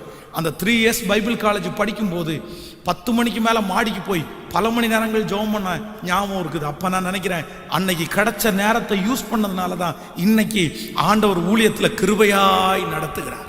ஆமேன் சொல்லுங்கள். ஒரு தீர்மானத்தோட போங்க, நான் சும்மா இருக்க மாட்டேன். ஆமேன் சொல்லுங்க. ஹல்லேலூயா. கரங்களை அசைத்து ஒரு ஹல்லேலூயா சொல்லு. எத்தனை பேர் தரிசனத்தோட போக போறீங்க சொல்லுங்க? எத்தனை பேர் தரிசனத்தோட போக போறீங்க? ஆமென். நமக்கு தரிசனம் கொடுக்கிற கர்த்தர் அவர் நல்லவர். ஹல்லேலூயா. கையை உயர்த்தி ஆண்டவருக்கு நன்றி சொல்லுங்க பார்க்கலாம். எல்லாரும் கையை உயர்த்தி, ஆண்டவரே நான் சும்மா இருந்துடக்கூடாது, ஆண்டவரே நான் சாதிக்கணும், ஆண்டவரே இந்த உலகத்தில் ஏதாவது ஒன்று செய்யணும், ஆண்டவரே தனிமையாக இருக்கும்போது எனக்கு எந்த வேலையும் இல்லைன்னு நினைக்கக்கூடாது, ஏதாவது ஒன்று செய்யணும். அதுக்குள்ளே என்னை எடுத்துறாதீங்க ஆண்டவரே, என் கையில் நம்புங்க ஆண்டவரே. இப்பொழுது இன்றைக்கு இந்த ஆராதனை வேளையில் நிறைய பேருக்குள்ள கர்த்தர் அந்த தரிசனத்தை வைக்கட்டும். நன்றியப்பா, நன்றியப்பா. நிறைவேற்றுகிற கர்த்தர் அவர் பெரியவர். ஆமென். நம்பர் 2, இரண்டாவதாக ஒரு தேவனுடைய பிள்ளை தனிமையான சூழ்நிலையிலே செய்யக்கூடாத இரண்டாவது காரியத்தை குறித்து வேதத்திலிருந்து நம்ம வாசிக்க போறோம். எல்லாரும் எடுத்துக்கொள்ளுங்கள். 77ஆம் சங்கீதத்தை எடுத்துக்கொள்ளுங்கள். சங்கீதம் 77வது சங்கீதம் 5வது வசனத்தை நம்ம வாசிக்கலாமா? 77வது சங்கீதம் 5வது வசனம் சேர்ந்து வாசிக்கலாம். பூர்வ நாட்களையும் ஆதி காலத்து வருஷங்களையும் சிந்திக்கிறேன். காலத்தில் என் சங்கீதத்தை நான் நினைத்து என் இருதயத்தோடே சம்பாசித்துக் கொள்கிறேன். என் ஆவி ஆராய்ச்சி செய்கிறது, ஆண்டவர் நித்திய காலமாய் தள்ளி விடுவாரோ, இனி ஒருபோதும் தயை செய்யாதிருப்பாரோ, அவருடைய கிருபை முற்றிலும் அற்று போயிற்றோ, வாக்குத்தத்தமானது தலைமுறை தலைமுறைக்கும் ஒளிந்து போயிற்றோ, தேவன் இரக்கம் செய்ய மறந்தாரோ, கோபத்தினால் தமது உருக்கமான இரக்கங்களை அடைத்து கொண்டாரோ என்றே. கவனிங்க ஆண்டவருடைய பிள்ளைகளே, இந்த இடத்துல ஆசாப்பு என்கிற ஒரு தேவனுடைய மனுஷன் சங்கீதத்திலே எழுதும் போது எழுதுகிறான், எனக்கு ஒரு தனிமையான ஒரு அனுபவத்தை ஆண்டவர் என் வாழ்க்கையில கற்றுக் கொடுத்து என்னை அந்த பாதையில நடத்தினாரு. ஆனா நான் ரொம்ப பெரிய தப்பு பண்ணிட்டேன், அந்த தப்பை நீங்க பண்ணக்கூடாது. என்ன பண்ணினார் அப்படின்னா, தேவன் தனிமையான ஒரு பாதையை ஆசாப்பினுடைய வாழ்க்கையிலே அனுமதிக்கும் போது இவன் என்ன பண்ணான் தெரியுமா? பூர்வ நாட்களையும் ஆதி காலத்து வருஷங்களையும் நான் சிந்திக்கிறேன். என்ன பண்றார் அப்படின்னா, தனிமையாய் இருக்கும்போது இதற்கு முன்பாக நடந்தது, இப்பொழுது நடந்து கொண்டிருக்கிறது, யோசிக்கவே கூடாத ஒன்றை இவர் தன்னுடைய சிந்தையில யோசித்தே இருக்கிறாரு. ரொம்ப கவனமா இந்த சத்தியத்தை கேளுங்க, கவனமா கேளுங்க. உங்களுடைய வாழ்க்கையில உங்களை கர்த்தர் தனிமையான ஒரு பாதையில அனுமதிக்கும் போது நீங்க ஒரு தப்பை மட்டும் பண்ணிடாதீங்க, நீங்க யோசிக்காதீங்க, நீங்க யோசிக்க கூடாது. மனிதனுடைய யோசனை வீண் என்று கர்த்தர் அறிந்திருக்கிறார். நீங்க யோசிக்கிறதுனால ஒரு முழத்தை உங்களால கூட்டவும் முடியாது, ஒரு முழத்தை உங்களால குறைக்கவும், சொல்லுங்க, ஏதாவது கூட்ட முடியுமா? ஏதாவது குறைக்க முடியுமா? நீங்க யோசிக்கிறதுனால ஏதாவது பிரயோஜனம் இருக்கா? இன்றைக்கு நிறைய பேர் தங்களுடைய சரீரத்தில் தன்னுடைய மனசுல வியாதியை சுமந்து இருக்கிறதுக்கு காரணம் என்னன்னா, உன் திரளான யோசனைகளால் நீ இளைத்து போனாய். எதுக்காக யோசிக்கணும்? இதுக்கு முன்னாடி அப்படி இருந்தனே, இப்படி இருந்தனே, இதை பண்ணனே. இங்க அதான் சங்கீதக்காரன் எழுதுகிறான், பூர்வ காலத்தையும் ஆதி காலத்து வருஷங்களை நான் நினைக்கிறேன். கர்த்தர் நித்திய காலமாய் தள்ளி விடுவாரோ, இனி ஒருபோதும் தயை செய்யாதிருப்பாரோ, அவருடைய கிருபை முற்றிலும் அற்று போயிட்டோ, வாக்குத்தத்தமானது தலைமுறை தலைமுறையும் ஒளிந்து போயிட்டோ அப்படின்னா ஒரே நெகட்டிவ் தாட்ஸ், எதிர்மறையான எண்ணம். இந்த செய்தியை கேட்கிற, இந்த சத்தத்தை கேட்கிற யார் ஒருவர் உங்களுடைய யோசனையை நீங்க யோசனையினால இளைத்து போனீர்களோ, இன்றைக்கு ஒரு தீர்மானம் எடுங்க. நான் இனி யோசிக்க மாட்டேன். என்ன பிரயோஜனம்? யோசிச்சு என்ன பிரயோஜனம்? நான் சொல்றேன், யோசனையை எதிர்மறையான நெகட்டிவ் தாட்ஸை யோசிக்க வைக்கிறது யார் அப்படின்னா, சத்துரு தான் யோசிக்க வைக்கிறான். இல்ல, உங்க எல்லாரும் உங்களுடைய வலது கையை உங்க தலை மேல வைங்க, உங்க தலை மேல வச்சு ஜெபம் பண்ணுங்க. ஆண்டவரே என் சிந்தனையை பரிசுத்தப்படுத்துங்க, ஆண்டவரே ஜெபம் பண்ணுங்க. நான் தேவையில்லாத யோசிக்க கூடாது. சொல்லுங்க, எல்லாரும் சொல்லுங்க, ஆண்டவரே என்னுடைய சிந்தனையை கட்டுப்படுத்தக்கூடிய கிருபையை தாரு ஆண்டவரே. உண்மை ஆண்டவரே, நான் தான் ரொம்ப யோசிக்கிறேன், நான் தான் ரொம்ப திங்க் பண்ணிட்டே இருக்கிறேன், தவறானதை யோசிக்கிறேன், தேவையில்லாத யோசிக்கிறேன், மைனஸா யோசிக்கிறேன், என் எதிர்காலத்தை குறித்து யோசிக்கிறேன், இதனால எனக்கு தூக்கம் இல்லை, இதனால எனக்கு ரொம்ப கஷ்டமா இருக்குது. இயேசுவே உம்முடைய கரம், சொல்லுங்க ஒவ்வொருத்தரும் சொல்லுங்க, ஆண்டவரே உம்முடைய கரம் என்மேல் வைக்கப்படுவதாக. ஜெபிக்கலாம், ஆண்டவரே என்மேல் வைக்கப்படுவதாக, என்மேல் வைக்கப்படுவதாக, என்மேல் வைக்கப்படுவதாக. நான் தேவையில்லாத யோசிக்கவே கூடாது. ஆமென். தேவன் பயன்படுத்தின பாத்திரங்கள் அவர்களை கர்த்தர் கொண்டு வைத்திருக்கிற சூழ்நிலையில அவங்க முன்னாடி நடந்து வருகிற பாதையை யோசிச்சிருந்தாங்கன்னா அவங்களால பொழைச்சிருக்க கூட முடியாது. யோசேப்பு தன் அப்பாவை குறித்து யோசிச்சே இருந்திருந்தான்னா, பலவர்ண அங்கியை குறித்து யோசிச்சு இருந்தான்னா, அவனால அந்த ஊர்ல கர்த்தர் அவனை வைத்திருந்த நோக்கத்தை நிறைவேற்றிருக்க முடியுமா? நிறைவேற்றவே முடியாது. இந்த தப்பை பண்ணாதீங்க ப்ளீஸ், ஆண்டவருடைய பிள்ளைங்க பண்ணாதீங்க. நீங்க தனிமையா இருக்கும்போது ரொம்ப கேர்ஃபுல்லா இருக்கணும். யோசிக்கிறதுக்கு இடமே கொடுக்கக்கூடாது. அந்த மாதிரி யோசனை உங்களுடைய இருதயத்துக்குள்ள எழும்பும் போதே நீங்க அதை தூக்கி இயேசுவின் நாமத்தினால போ, நான் அப்படி யோசிக்க மாட்டேன், என் கர்த்தர் என் கூட இருக்கிறார், இதுவரையிலும் நடத்தினவர் என்ன நடத்துவார். அதான் அந்த சங்கீதக்காரன் நீங்க வாசிக்கும் போது ஆண்டவர் அவனை எச்சரிக்கிறாரு. ஆண்டவர் அவனை கற்றுக் கொடுத்ததுக்கு அப்புறம் அவன் எப்படி யோசிக்கிறான் பாருங்களேன். 10வது வசனம், அப்பொழுது நான் இது என் பலவீனம், ஆனாலும் உன்னதமானவருடைய வலது கருத்தில் உள்ள வருஷங்களை நினைவு கூறுவேன், கர்த்தருடைய செய்கைகளை நினைவு கூறுவேன், உம்முடைய பூர்வ காலத்து அதிசயங்களை நினைவு கூறுவேன், உம்முடைய கிரியெல்லாம் தியானித்து உம்முடைய சேலையெல்லாம் யோசிப்பேன். ஆமென். உண்மை உள்ளவைகள் எவைகளோ, ஒழுக்கம் உள்ளவைகள் எவைகளோ, நற்கீர்த்தி உள்ளவைகள் எவைகளோ, புண்ணியம் எதுவோ, புகழ் எதுவோ, அதையே சிந்தித்துக் கொண்டிருங்க. அதான் அவன் சொல்றான், நான் கெட்டது எதையுமே நினைக்க மாட்டேன். இதுவரைக்கும் மைனஸை நான் நினைச்சிட்டே இருந்தேன், இனி நினைக்க மாட்டேன்.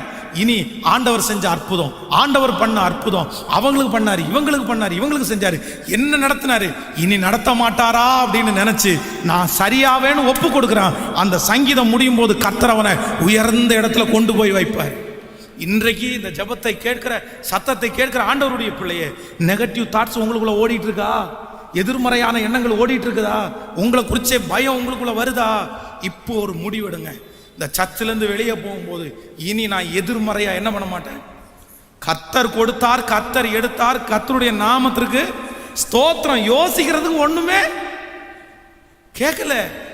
யோ என்னையா இவ்வளவு சந்தோஷமா இருக்கிறீரு, எப்படியா உங்களால இருக்க முடியுது? உங்களுக்கு யோசனையே வரலையா? பிள்ளை செத்து போயிடுச்சியா, சொத்தெல்லாம் போயிருச்சியா, ஆடு மாடுகள் எல்லாம் போயிடுச்சியா? யோசிக்கிறதுக்கு என்னங்க இருக்குது? நம்ம என்னப்பா யோசிச்சா நீ எல்லாத்தையும் கொண்டரவா போக முடியும்? கர்த்தர் கொடுத்துட்டார், கர்த்தர் எடுத்துட்டார். ஸ்தோத்திரம். இவை எல்லாவற்றிலும் யோபு தன்னுடைய வாயினால பாவம் செய்யவே இல்லை. யோசிக்காத, நெகட்டிவா யோசிக்காத ஒரு மனுஷன் இழந்து போன எல்லாவற்றையும் திருப்பி கொள்ளுவான். எல்லா ஆண்டவர் திரும்பி அவனுக்கு தந்தாரா? நான் தீர்க்க தரிசனமா சொல்றேன், இந்த ஜபத்தில் இருக்கிற அத்தனை பேருக்கும் நீங்க இழந்து போனதை கர்த்தர் திரும்ப தருவாரு. எப்ப தெரியுமா? நடந்ததை நினைச்சு கவலைப்படாதீங்க, நடந்ததை நினைச்சு யோசிக்காதீங்க, பூர்வமானவைகளை சிந்திக்கவும் வேண்டாம். அதான் ஆண்டவர் வாக்கு கொடுக்கிறார். முந்தினவைகளை சொல்லுங்க எல்லாரும், முந்தினவைகளை நினைக்க வேண்டாம், பூர்வமானவைகளை சிந்திக்க வேண்டாம். இதோ நான் புதிய காரியத்தை செய்வேன், அது வனாந்திரத்திலே வழியையும். அவாந்திர கர்த்தர் நினைச்சாருன்னா ஒரே நாள்ல வனாந்திரத்துல வழியை உனக்கு ஆண்டவர் ஆயத்தப்படுத்துவார், கர்த்தர் கொண்டு வருவார். அதனால ஆண்டவர் சொல்றாரு, நீ நினைக்காதப்பா, முந்தினதை நினைக்காதப்பா, இப்ப நடக்கிறத நீ நினைக்காதப்பா. நான் ஒரு நாள் உன்னை உயர்த்துவேன், ஒரு நாள் உன்னை கனப்படுத்துவேன், ஒரு நாள் நான் உன்னை அலங்கரிப்பேன். ஹல்லேலூயா. கையை மேல உயர்த்தி, இயேசுவே நல்லதை யோசிக்கக்கூடிய கிருபை தாங்கராஜ். நான் தான்ப்பா அப்படி வந்திருக்கிறேன். உண்மைதானே? கர்த்தர் இங்க இருக்கிற நிறைய பேருக்கு தீர்க்க தரிசனமா பேசிட்டு தான் இருக்கிறாரு. இல்ல ஆண்டவருடைய பிள்ளையே, வேண்டாம் வேண்டாம் வேண்டாம், கர்த்தர் உன் கூட இருக்கிறாரு. கர்த்தர் உனக்காகவே இந்த ஊழியக்காரனை அனுப்பி இருக்கிறார். நான் ஒரு புதிய காரியத்தை உனக்கு செய்யத்தான் போறேன். இழந்தது போகட்டும், நடந்தது போகட்டும். ஹல்லேலூயா. உன்னை அறிந்திருக்கிற கர்த்தர் உன்னோடு கூட இருக்கிறார். ஸோ ஆண்டவர் ஒருவேளை உங்களுக்கு தனிமேன்ற ஒன்றை கர்த்தர் உங்களுக்கு அனுமதிச்சாருன்னா, அது 5 வருஷமோ 2 வருஷமோ 1 வருஷமோ, நீங்க எடுக்க வேண்டிய முடிவு என்ன அப்படின்னா, எதை குறிச்சும் நீங்க என்ன பண்ணக்கூடாது, திங்க் பண்ண, யோசிக்கவே கூடாது. சாப்பிடணும், உங்களுக்கு கிடைச்சதை சாப்பிடணும், கிடைக்கிறத உடுத்தணும், முடிஞ்ச வரைக்கும் வேகமாக செய்யணும். நான் என்ன சொல்றேன் அப்படின்னா, உங்களுடைய மூளை, உங்களுடைய இருதயம் அப்படின்றது ஒரு வெள்ளைத்தாளை போன்றது. நம்ம ரொம்ப கசக்கக்கூடாது. நான் திரும்ப திரும்ப சொல்கிறேன், சுவர் இருந்தால் தான் சித்திரம், சுவர் இருந்தால் தான் சித்திரம். நான் இங்கே இருக்கிறேன், நான் எனக்கு நிறைய தரிசனம் இருக்குது, எல்லாம் செய்யணும்னு நினைக்கிறேன். ஆனால் என் உடம்புல பலன் இல்லைன்னா எதையுமே செய்ய முடியாது. என் உடம்புல பலனா நான் இருக்கணும் அப்படின்னா முதல்ல நான் எங்கே ஸ்ட்ராங்காக இருக்கணும்? என் சிந்தையில் ஸ்ட்ராங்காக இருக்கணும். நான் என் சிந்தையில் வீக்காக இருப்பேன்னா கண்டிப்பாக இந்த ஊழியத்தை தொடர்ந்து என்னால் செய்ய முடியாது. அதனால் உங்கள் கையில் நிறைய பொறுப்புகளை கர்த்தர் கொடுத்துருக்கிறாரு. நீங்கள் வாழணும், நீங்கள் வளரணும், நீங்கள் பெரிய பெரிய காரியத்தை பண்ணணும். அதுக்கு ரொம்ப தேவை. இப்போவே உங்களை போட்டு நீங்கள் என்ன பண்ணாதீங்கன்னா அப்படி அழைச்சி உடைக்காதீங்க. உங்கள் இருதயத்தை உடைக்காதீங்க, உங்கள் சிந்தையை உடைக்காதீங்க, உங்கள் சரீரத்தை பலவீனப்படுத்தாதீங்க. கர்த்தர் நம்மளை நல்லா தான் வச்சிருக்கிறாரு. ஆமேன் சொல்லுங்கள். எத்தனை பேர் ஆமோதிக்கிறீங்க? எல்லாம் நம்மளை விட்டு போனாலும் இயேசு நம்மோடு கூட இருக்கிறார். நமக்கு ஆண்டவர் ஆகாரத்தை கொடுப்பாரு. அதனால சுகமாய் வாழ கர்த்தர் உதவி செய். ஒரு பொருத்தனையோடு போவீங்களா? ஒரு பொருத்தனையோடு போவீங்களா? நான் இனி என்ன பண்ண மாட்டேன் அப்படின்னா தேவை இல்லாததை நான் என்ன பண்ண மாட்டேன் சொல்லுங்க எல்லாருமே. அது வந்த அடுத்த நிமிஷத்துல இயேசுவின் நாமத்தினால போ பிசாசே. நீ என்ன யோசிச்சு உட்காந்துருக்கிற? பெட்டுக்கு படுக்க போகும்போது எப்படி போகணும் அப்படின்னா பாட்டு பாடிட்டே போகணும், நல்லதை நினச்சிட்டே போகணும், பாசிட்டிவை நினச்சிட்டே போகணும். நாளைக்கு என்ன பண்ணுவேன், நாளானைக்கு என்ன பண்ணுவேன், அவன் வருவானே, இவன் வருவானே, யார் வந்தாலும் என்ன வாழை வைக்கிறவர் கர்த்தர். நீங்கள் அப்படி நைட்டு யோசிச்சு தூங்காமல் இருக்கிறதுனால நாளைக்கு காலையில் வந்தவனுக்கு ஒரு 50,000 ரூபா கொடுத்துருவீங்களா? பணம் அடுத்த நாள் காலையில் உங்கள் டேபிள் மேலே நீங்கள் கவலைப்பட்ட உடனே இருக்குமா? கவலைப்படாமல் இருந்தீங்கன்னா காலையில் எழுந்திரிச்சு வேலைக்கு போயாவது 50,000 ரூபா சம்பாதிச்சு கொண்டு வருவீங்க. கவலைப்பட்டீங்கன்னா வேலைக்கும் போக முடியாது. அதனால் கவலைப்பட்டு யோசித்து உங்கள் சரீரத்தை கெடுக்காமல் நடக்க போகிறத பாருங்க, நடக்க போகிறத பாருங்க. நடந்ததை பார்க்காதீங்க, நடக்க போகிறத பாருங்க. இனி என்ன பண்ணலாம்? எல்லாரும் இந்த வார்த்தையை என் கூட சொல்லி சேர்ந்து சொல்லுங்கள். இனி என்ன பண்ணலாம்? நல்லா சொல்லுங்க எல்லாருமே. உங்களை பார்த்து அப்படிதான் கேட்கணும் நீங்க. இனி என்ன பண்றது? இனி என்ன பண்ணலாம்? சரி ஓகே, இனி என்ன பண்ணலாம்? சரி ஓகே, இனி என்ன பண்ணலாம் அப்படின்ற வார்த்தை மட்டும் உங்க இருதயத்துக்குள்ள வறுமையானால் உங்களை மனசை கஷ்டப்படுத்துறதுக்கு யாருக்குமே உரிமை இல்லை. உங்களை யாரும் கஷ்டப்படுத்தவே முடியாது. ஓகே ரைட், நெக்ஸ்ட் பாரு. ஆமேன். ஆண்டவர் உங்க கூட இருப்பார். ஆமேன். நம்பர் 3, மூன்றாவதாக ஒரு தேவனுடைய பிள்ளை தனிமையின் பாதையிலே செய்யவே கூடாத மூன்றாவது ஒரு காரியம் நம்ம ஃபர்ஸ்ட் வாசிச்ச அந்த ஆதியாகமம் 39ஆம் அதிகாரம், அதை வாசி நம்ம முடிக்க போகிறோம். 39ஆம் அதிகாரம் 13வது வசனத்தை வாசிக்கலாமா? 39 13வது வசனம். அவன் தன் வஸ்திரத்தை அவள் கையிலே விட்டு வெளியே ஓடி போகிறதை அவள் கண்டபோது அவள் தன் வீட்டு மனிதரை கூப்பிட்டு, பாருங்கள், எபிரேய மனுஷன் நம்மிடத்தில் சரசம் பண்ணும்படிக்கு அவனை நமக்குள் கொண்டு வந்தார். ஹலோ, கவனிங்க எல்லாரும். இப்பொழுது யோசேப்பை ஆண்டவர் ஒரு தனிமையின் பாதையிலே நடத்துகிறார். நல்லா எல்லாரும் கவனிக்கணும். இந்த சத்தியம் ரொம்ப தேவையான ஒரு பாயிண்ட்ஸ். ஆண்டவர் அவனை ஒரு தனிமையின் பாதையிலே நடத்துகிறார். இப்போ இந்த தனிமையின் பாதையை அவன் கடக்கணும்.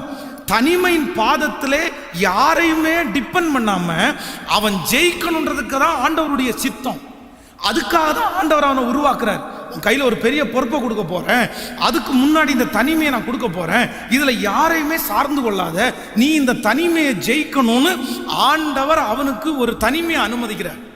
இப்போ அவனுடைய தனிமையை போக்குறது மாதிரி அங்க ஒரு நபர் வர்றாங்க. அவங்க இவனை மாதிரி ஆண் கிடையாது, ஆப்போசிட் செக்ஸ். எப்பவுமே நமக்கு ஒரு ஆண் ஒரு ஆணை ஆறுதல் படுத்துறதுக்கும் ஒரு பெண் ஒரு ஆணை ஆறுதல் படுத்துறதுக்கும் வித்தியாசம் இருக்கா? என்ன தலையாட்ட மாட்டேங்கிறீங்க? இருக்கா இல்லையா? வித்தியாசம் இருக்குல்ல. ஒரு ஆண் ஒரு ஆணுக்கு ஆறுதல் கொடுத்தா அந்த ஆறுதலா இருக்காது. ஆனா அதே நேரத்தில் ஒரு பெண் ஒரு ஃபோன் பண்ணி ஆறுதல் பண்ணான்னா அவங்களுக்கு அவ்வளோ ஆறுதலா இருக்கும். அதே மாதிரி ஒரு பெண்ணுக்கு ஒரு ஆண் ஆறுதல் கொடுத்தா, பா என் வீட்டுக்காரர் கூட இப்படி இல்லை அப்படின்ற மாதிரி ஆறுதலா இருக்கும். அப்போ இவனுக்கு ஒரு பெரிய ஆறுதல் அவனுக்கு அங்க கிடைக்குது. என்ன அப்படின்னா, அந்த போத்திபாருடைய மனைவி இவன் மேல பாசம் வச்சு இவனுக்கு அவங்க ஆறுதலா இருக்காங்க. இப்போ நம்ம ஒரு சாதாரணமான ஒரு வாலிபனா இருந்தா என்ன நினைப்பான் அப்படின்னா, அந்நிய தேசத்துல வந்திருக்கிறோம், இங்க நம்மோட பேச்சு துணை கூட யாருமே இல்லை, நம்மளை நேசிக்கிறதுக்கு யாருமே இல்லை, இங்க அடிமையா இருக்கிறோம். இப்போ ஒரு லேடி நம்மோட பேசுறாங்க, அதுவும் இவங்க இந்த போத்திபாருடைய மனைவி, இவங்க நல்ல பொசிஷன், இவங்க நம்ம என்னைக்கும் நல்லா வச்சிருப்பாங்க, இவங்களோட இருக்கிற அந்த ஐக்கியத்தை, அந்த தொடர்பை நம்ம விடாம நம்ம பிடிச்சுக்குவோம் அப்படின்னு சாதாரணமான ஒரு மனுஷனா இருந்தா தனிமையில அப்படிதான் நினைப்பான். இன்னைக்கு தனிமை நிறைய பேரை கொல்றதற்கு காரணம், தனிமை நிறைய பேரை ஆபத்துக்குள்ள கொண்டு போய் விடுறதுக்கு காரணம், தனிமையிலே ஒரு தவறான காரியத்தை அவங்க சூஸ் பண்றதுக்கு காரணம் வேற எதுவுமே இல்லை. அவங்க என்ன நினைக்கிறாங்கன்னா, தன்னுடைய தனிமையில ஏதோ ஒண்ண தன்னுடைய தனிமையை போக்குறதுக்கு சார்ந்து கொள்றாங்க. நிறைய பேர் மொபைலை சார்ந்து கொள்றாங்க, நிறைய பேர் கேமை சார்ந்து கொள்றாங்க, சிலர் தண்ணி அடிக்கிறதுக்கு தெரிந்து கொள்றாங்க. தனிமையை போக்குறதுக்கு, இந்த தனிமையா நான் இருக்கிறது தெரியக்கூடாதுன்றதுக்காக மனுஷன் உன்னை சூஸ் பண்றான். ஆனா ஆண்டவருடைய பிள்ளைகள் ஒரு தீர்மானம் எடுங்க, கர்த்தர் உங்களை தனிமையில நடத்தும் போது நீங்க ஒன்ன மட்டும் டிபெண்ட் பண்ணி இருந்தீங்கன்னா அந்த ஒண்ணு உங்களை அழிச்சிரும். இல்லவே இல்லை. கர்த்தர் தனிமையின் பாதையில ஒன்ன அனுப்புறதுக்கு காரணம் ஏதோ ஒன்ன டிபெண்ட் பண்றதுக்கு இல்ல, ஒருத்தரை சார்ந்து வாழ்றதுக்கு இல்ல, ஒரு அன்புள்ள மனிதனோட பேசிட்டே இருக்கிறதுக்காக அல்ல. யாரோ ஒருத்தரத்துல ஆண்டவர் பேசிட்டே இருக்கிறாரு, பி கேர்ஃபுல், விட்டுட்டு வெளியே வந்துரு. ஆண்டவர் உங்களை தனிமையா உட்கார வைக்கிறார் அப்படின்னா உங்களை கர்த்தர் படிப்பிக்கிறார். நீங்க யாரோட இருக்கணும்னா கர்த்தரோட இருக்கணும். வேதத்தில் நீங்கள் படித்து பார்த்தீங்கன்னா தெரியும், தாவீதான் ஆண்டவர் தனிமையா போகும்போது அவன் ஏதாவது ஒரு பொண்ணை கூட கூட்டிட்டு போயிடலாம், தப்பு இல்லை. ஆனா அதை செய்யல. தனிமையா இருக்கும்போது ஆண்டவரோட மட்டும்தான் இருந்தாங்க. இவன் தன்னுடைய வஸ்திரத்தை கூட விட்டுட்டு ஓடுறதுக்கு கவனமா இருந்தான். ஏன் அப்படின்னா அவனுடைய உள்ளான மனசு சொல்லுது, கர்த்தர் இந்த தனிமையின் பாதையை உனக்கு அனுமதிச்சாரு, நீ கர்த்தரோட தான் இருக்கணும். அதான் சொல்லும்போது சொல்றாரு, தேவனுக்கு விரோதமா இவ்வளவு பெரிய பொல்லாங்கை செய்வது. எல்லாரும் கவனமா கவனிங்க. நீங்கள் தனிமையா இருக்கும் போது யாருக்கும் தெரியாதுன்னு நினைக்காதீங்க, கர்த்தர் பார்க்கிறார்ன்றதை மறந்துடாதீங்க. இந்த எண்ணம் யோசேப்புக்குள்ள இருந்துச்சு. அதனாலதான் தன்னுடைய தனிமையில அப்பா பார்க்கல, அண்ணங்க பார்க்கல, சொந்தக்காரங்க யாருமே இல்லை, வெளி ஊரு, வெளி பட்டணம், வெளி தேசம், வெளி கலாச்சாரம், அதுக்கு தகுந்தது மாதிரி மாறுறதுல தப்பே இல்லை. எனக்கு தெரியும், இந்தியாவில் நிறைய பேர் ஊழியம் செய்கிறவங்க இந்தியாவில் இருக்கும்போது ஒரு மாதிரி இருப்பாங்க, ஆனால் இந்தியாவை விட்டு வெளியே போனால் அப்படியே சேஞ்ச் ஆகிடுவாங்க. எல்லாமே அவங்களுக்கு மாறிடும், ஊருக்கு தகுந்த மாதிரி எல்லாம் மாற்றிடுவாங்க. ஏன் அப்படின்னா இங்கே தான் நமக்கு தெரிஞ்சவங்க இருக்காங்க, வெளியூரில் தான் நமக்கு யாருமே இல்லையே, தெரிஞ்சவங்க யாருமே இல்லையே, பழக்கமானவங்க யாருமே இல்லையே. இங்கே இருக்கிற ஆண்டவர் தான் அங்கேயும் இருக்கிறாரு. அதை ஏன் மறந்துடுங்க? என்னைக்காவது ஒரு நாள் வெளிச்சத்திற்கு வருன்றதை மறந்துடக்கூடாது. நான் உங்களுக்கு ஓப்பனாக ஆண்டவருடைய பிள்ளைகளுக்கு சொல்லுகிறேன். ஒரு நபர் இங்கேருந்து வெளியூருக்கு போய் அங்கே ஒரு ஃபோட்டோ பிடிச்சிட்டாங்க. அதான் ஒரு அசிங்கமான ஒரு ட்ரெஸ்ஸை பண்ணி ஃபோட்டோ பிடிச்சிட்டாங்க. அந்த ஃபோட்டோவை பிடிக்கும்போது அங்கே இருக்கிற நபர்களுக்கு மட்டும் தெரிகிற மாதிரி அங்கே இருக்கிற ஃப்ரெண்ட்ஸுக்காக ஃபேஸ்புக்கில் வந்து போஸ்ட் பண்ணிட்டாங்க. இங்கே இந்த ஊரில் ரொம்ப மதிப்பாக இருந்தவங்க, நல்ல ஊழியத்தில் இருந்தவங்க, இந்த ஊரில் கரெக்டாக ட்ரெஸ் பண்ணுவாங்க, ஒழுக்கமாக இருக்கிறவங்க, எல்லாருக்கும் அவங்க மேலே மரியாதை இருந்துச்சு. அந்த ஊருக்கு போனோன்னா அந்த கல்ச்சரை பார்த்த உடனே அந்த கல்ச்சர் தனக்கு பிடிச்சி போய் அந்த கல்ச்சர் மாதிரி ட்ரெஸ் பண்ணி ஃபோட்டோ எடுத்து யாருமே பார்க்க மாட்டாங்கன்னு நினச்சி பண்ணாங்க. அங்கே இருக்கிற யாரோ ஒருத்தர் அதை கண்டுபிடிச்சி எடுத்து கரெக்டாக இந்தியாவுக்கு அனுப்பிட்டாங்க. இந்தியாவில் அந்த ஒரே ஒரு ஃபோட்டோவை வச்சு அந்த ஒரு ஃபோட்டோ அவங்க ஊழியத்தில் தரமட்டம் வரைக்கும் கொண்டு வந்துருச்சு. அந்த ஒரு ஃபோட்டோ. நம்ம ஊர் ஜனங்கள் வந்து இன்னும் அந்த மாதிரி பழகலை. நம்ம தேசத்தில் இருக்கிற ஜனங்கள் வந்து அவங்களுக்குன்னு ஒரு ஒழுக்கம், ஒரு கலாச்சாரத்தில் கரெக்டாக இருப்பாங்க. அந்த கலாச்சாரத்தை தவறிட்டாங்கன்னா நம்ம ஆட்களை ஏற்றுக்க மாட்டாங்க, நம்முடைய ஜனங்களை ஏற்றுக்க மாட்டாங்க. ஃபாரின்லலாம் அது ஒரு பெரிய விஷயம் இல்லை, ஆனால் நம்ம இந்தியன்ஸ் வந்து ஏற்றுக்க மாட்டாங்க. ஒன்றும் இல்லாமல் போயிடுச்சு, ஊழியம் ஒன்றும் இல்லை. ஏன் அப்படின்னா யாரும் பார்க்க மாட்டாங்கன்னு செஞ்ச வேலை.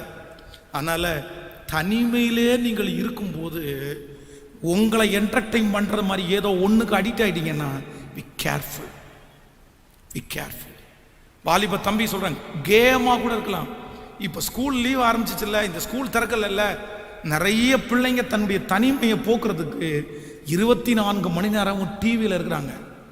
நான் பேரண்ட்ஸுக்கு சொல்கிற ஒரு அன்பான வேண்டுகோள் என்ன அப்படின்னா, உங்கள் பிள்ளைகளை தயவு செய்து ஏதோ ஒன்றில் ஆக்குபை பண்ணுங்க. இன்னும் ஸ்கூல் திறக்கிறதுக்கு எத்தனை மாதங்கள் ஆகும்னு தெரில. தயவு செய்து நான் கர்த்தருடைய சமூகத்தில் சொல்கிறேன், என்னுடைய பிள்ளைகள் 2 பேருக்கும் ஒவ்வொரு நாள் ஸ்கூல் திறக்காதனால மனசு பக்கு பக்குன்னு அடிக்குது.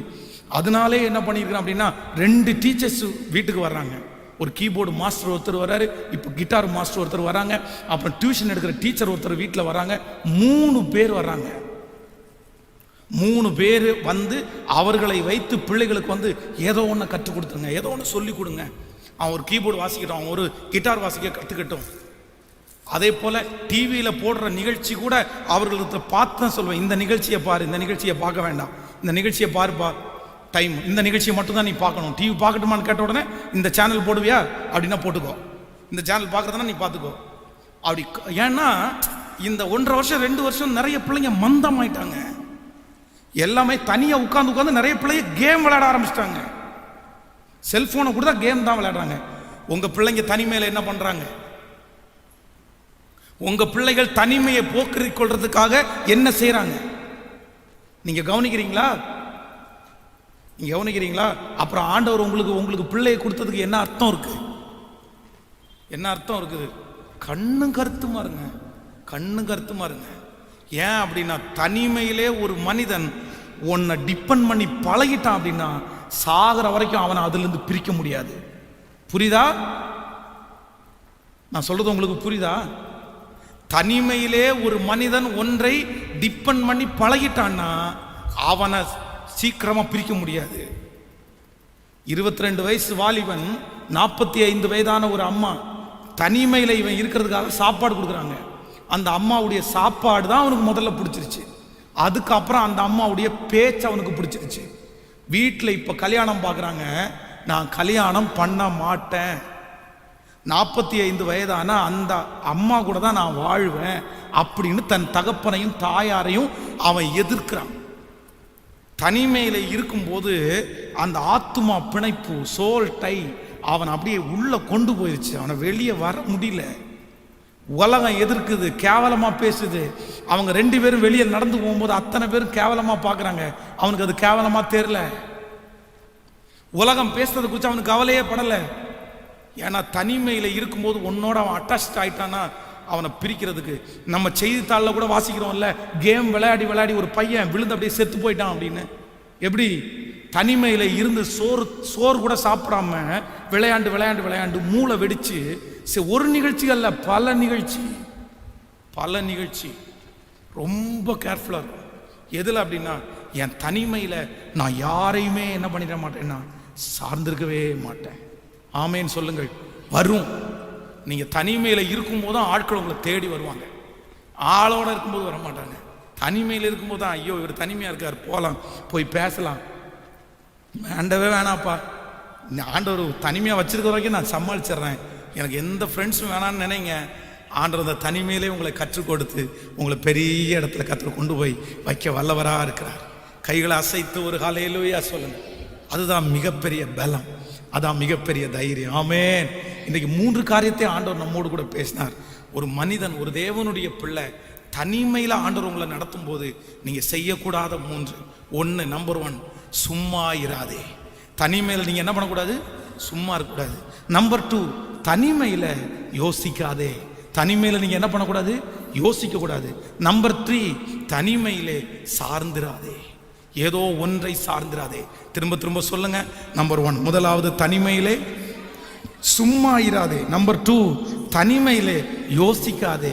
நம்பர் 3, தனிமையிலே ஏதோ ஒன்றை சார்ந்து கொள்ளாதே. ஹல்லேலூயா. தனிமையில் ஒன்று அல்ல, பலது. 1 மணி நேரத்துக்கு ஒரு ப்ரோக்ராம், 1/2 மணி நேரத்துக்கு ஒரு ப்ரோக்ராம் ஃபிக்ஸ் பண்ணி ஓடுங்க. ஆண்டவர் உங்களுக்கு ஒரு பெரிய வெற்றியை தருவார். ஹல்லேலூயா. எத்தனை பேர் ஜெபிக்க போறீங்க? எல்லாரும் அப்படியே எழும்பி நிற்கலாம். ஆண்டவரிடத்தில் கேளுங்க, ஆண்டவரே என் தனிமையை ஜெயித்து ஒரு பெரிய வெற்றி அடைகிறதற்கு எனக்கு கற்றுத்தாரும் ஆண்டவரே.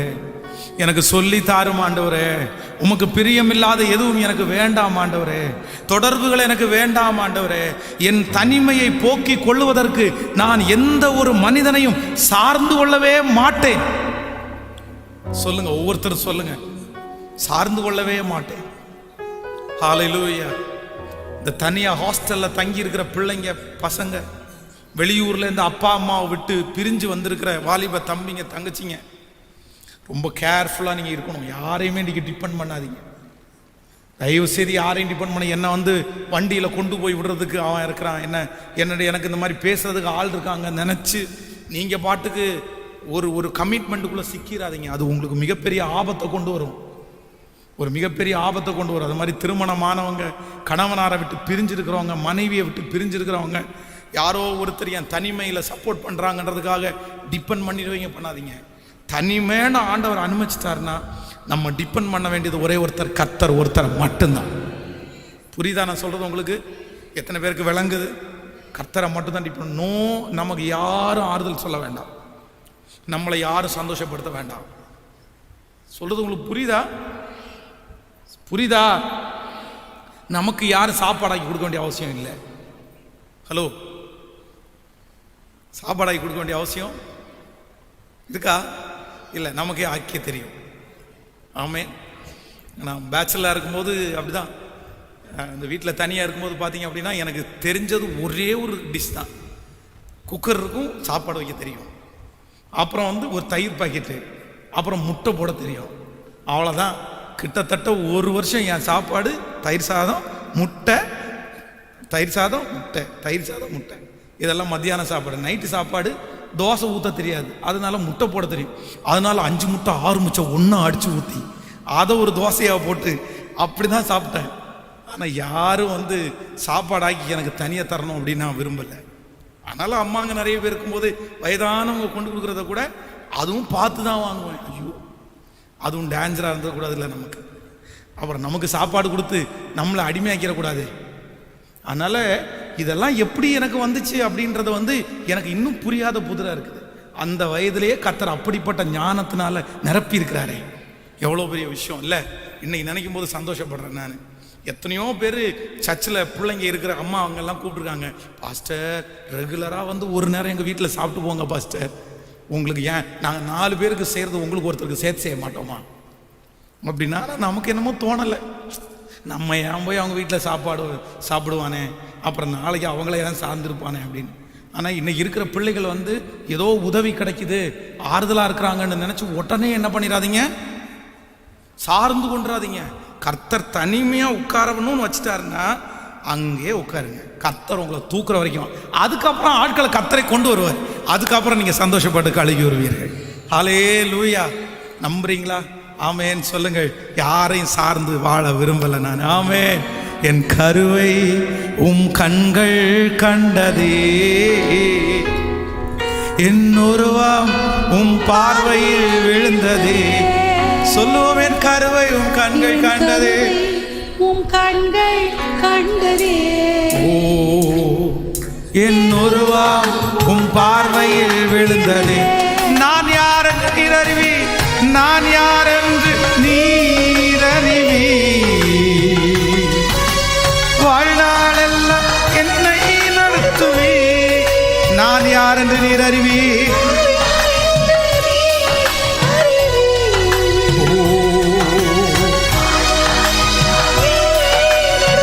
கரங்களை மேல தட்டி சொல்லுவோம், நடத்துவே, என்னை நடத்துவே, நடத்துவே, என்னை நடத்துவே. நான் அமர்ந்தாலும் எழுந்தாலும் என்னை அறிவி. நான் படுத்தாலும் நடந்தாலும் சூழ்ந்து இருக்கின்றேன். நான் அமர்ந்தாலும் எழுந்தாலும் என்னை அறிவி. நான் நடந்தாலும் படுத்தாலும் சூழ்ந்து இருக்கின்றேன். என் நினைவுகளை எல்லாம் அறிவி. என்னை முற்றும் அறிந்திருக்கின்றேன். என் நினைவுகளை எல்லாம் அறிவி.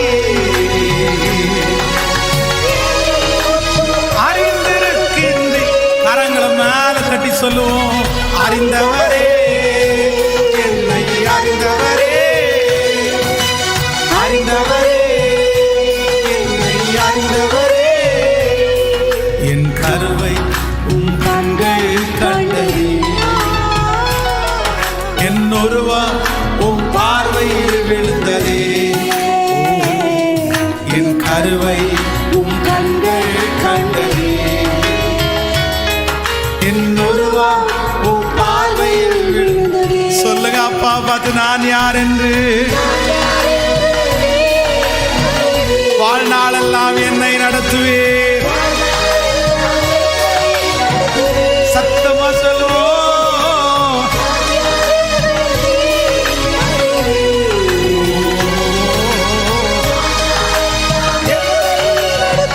கைய மேல தட்டி நடத்துவே, நடத்துவே, என்னை நடத்துவே,